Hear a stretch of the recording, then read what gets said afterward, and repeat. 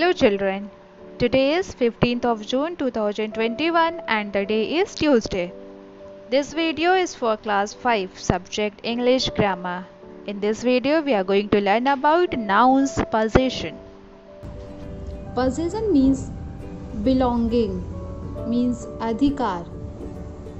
जब हम कोई सेंटेंस लिखते हैं तो उसमें जब किसी भी चीज़ का जिससे अधिकार होता है उसके लिए हम क्या यूज़ करते हैं सेंटेंस में लिखते समय, उसके बारे में आज हम पढ़ेंगे. वी यूज़ एन अपस्ट्रॉफी और apostrophe s to indicate position. We use an apostrophe और apostrophe s to indicate position. We also use an apostrophe or apostrophe s to show that something or someone is related to another. Apostrophe और apostrophe का use हम किसी भी चीज़ का जब कोई अधिकार को दर्शाते हैं वहाँ पर यूज किया जाता है. For example, that cycle belongs to Reena. That cycle belongs to Reena मतलब वो साइकिल रीना से बिलोंग करती है. तो इसे हम अपस्ट्रॉफी एस का यूज करके कैसे लिखेंगे? That is Reena's cycle. That is Reena apostrophe s cycle. That is Reena's cycle. Next, this bat belongs to Ravi. वो बैट किससे बिलोंग करता है? रवि से. मीन्स वो उसका बैट है. इसे हम लिख सकते हैं this is Ravi's bat. This is Ravi apostrophe s bat. This is Ravi's bat. Use of apostrophe s. We add apostrophe s to singular and plural nouns not ending in s to show possession और belonging. We add apostrophe s to singular and plural nouns not ending in s to show possession or belonging. Apostrophe s का use हम singular और plural दोनों के साथ use करते हैं. Singular noun या प्लूरल नाउन दोनों के साथ यूज़ कर सकते हैं apostrophe s का यूज़. लेकिन उनका जो लास्ट साउंड है, लास्ट लेटर होगा उस वर्ड का, वो s से एंड नहीं होना चाहिए. अगर उस वर्ड के लास्ट में लास्ट लेटर जो है वो अगर एस है तो वहाँ पर हम अपस्ट्रॉफी एस का यूज़ नहीं कर सकते हैं. और अगर वो एस से एंड नहीं है, किसी और लेटर से ख़त्म हो रहा है, तो वहाँ पर हम अपस्ट्रॉफी एस का यूज़ करेंगे. और हम जानते हैं कि अगर किसी नाउन के कोई वर्ड्स हैं और वो नाउन है तो अगर उसके लास्ट में एस लग जाता है तो वो एस और यस लग जाता है तो वो क्या होते हैं? प्लूरल नाउन्स बन जाते हैं. Now see the examples. Rahul, Mrs. Verma, the house of Rahul, the bag of Mrs. Verma. तो अगर इसमें हम अपस्ट्रॉफी एस का यूज़ करेंगे तो कैसे करेंगे? See Rahul's, Rahul apostrophe s, Rahul's मतलब इस राहुल का. Mrs Verma, Mrs Verma's, Mrs Verma apostrophe s, Mrs Verma का. The house of Rahul, the house of Rahul, Rahul का घर. तो इसे अगर हम अपस्ट्रॉफी एस का यूज़ करेंगे तो कैसे लिखेंगे? Rahul's house, Rahul apostrophe s house, Rahul's house. The bag of Mrs Verma, Mrs Verma का bag. So Mrs Verma's bag, Verma apostrophe s bag, Mrs Verma's bag. So students, these words are singular nouns. So here we add apostrophe s to show possession. For plural nouns not ending in s, अगर plural nouns है और वो s से end नहीं होता है, वो उस वर्ड में लास्ट जो साउंड है, लास्ट लेटर वो s नहीं है, तो वहाँ पर हम apostrophe s का यूज़ करेंगे. Now see, mice, mice is a plural noun. The men, men, the men. The tails of the mice, the heads of the men. So now see, mice. So we have to add apostrophe s. Mice, mice apostrophe s. The men's, men, men apostrophe s, men's. The tails of the mice, चूहों की पूँछें. So it will be the mice tails. Mice apostrophe s tails. The hats of the men. Here men is the plural noun, so it will be the men's hats. men, men apostrophe s, men's hats.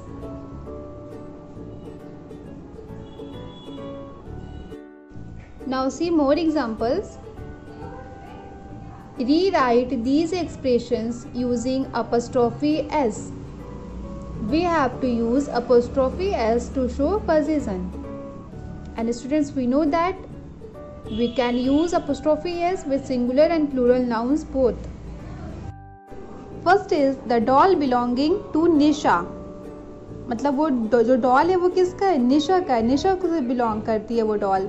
So it will be Nisha's doll. Nisha apostrophe s doll. Next, the tail of the dog. The tail belonging to dog. So it will be the dog's tail. D-O-G apostrophe s dog's tail. The house belonging to Ravi. वो house किससे belong करता है? रवि से. So it will be Ravi's house. Ravi apostrophe s Ravi's house. Next, the nest belonging to the bird. So it will be the bird's nest. Bird apostrophe s bird's nest. Next, the book belonging to Sonia. So it will be Sonia's book. Sonia apostrophe s Sonia's book. Next, the horns of the bull. Horns means sing. Horn means sing. The horns of the bull. So it will be the bull's horns. The bull's horns. And the last one is the pencil belonging to Vinay. Means वो pencil किससे belong करता है? विनय से. वो विनय का pencil है. So it will be Vinay's pencil. Use of apostrophe. We add apostrophe to singular and plural nouns ending in s to show possession or belonging. Apostrophe का use हम सिंगुलर और प्लूरल दोनों नाउन्स के लिए करते हैं और उनका जो एंडिंग साउंड होगा वो ऐसे होगा. ऐसे से वो वर्ड्स एंड होंगे, चाहे वो सिंगुलर हो या प्लूरल हो. Students, when nouns talk about more than one thing, they usually end in s. In such cases, we only add apostrophe to show belonging. For example, the tails of the dogs. Dogs are the plural nouns. So we add only apostrophe to show possession. The dogs, D-O-G-S, dogs apostrophe tails. And remember, we add apostrophe after s. In plural nouns, we add apostrophe after s. Next, the books belonging to the students. So it will be the students apostrophe books. Singular and plural nouns ending in s. When the nouns singular and plural ending in s, we add only apostrophe to show possession. See, the students. Here the students are plural noun. So it will be the students apostrophe. Mr. Das. Mr. Das is a singular noun, but this word das, this noun ending in s, and it is a singular noun. Then we add only apostrophe. The books of the students. The students apostrophe books. The bag of Mr. Das. Mr. Das apostrophe bag. Some more examples are there. See this exercise. Rewrite these expressions using apostrophe. Students, in these sentences we have to use only apostrophe. We want to use apostrophe s. First sentence is the dresses belonging to the girls, जो dresses हैं वो किससे belong करते हैं? Girls से. So it will be the girls apostrophe dresses. The girls apostrophe dresses. After apostrophe, we will not use s again. We will not use s. You can see here. Next, the shoes belonging to the ladies. So it will be the ladies apostrophe shoes. The ladies apostrophe shoes. The shirts belonging to the boys. The boys apostrophe shirts. The toys belonging to the babies. The babies apostrophe toys. The bags belonging to the guests. So it will be the guests apostrophe bags. Students, in these sentences all nouns are plural nouns which are ended with s. So when the nouns end with s, we will use only apostrophe to show possession or belonging. You have to remember one thing. For non-living objects,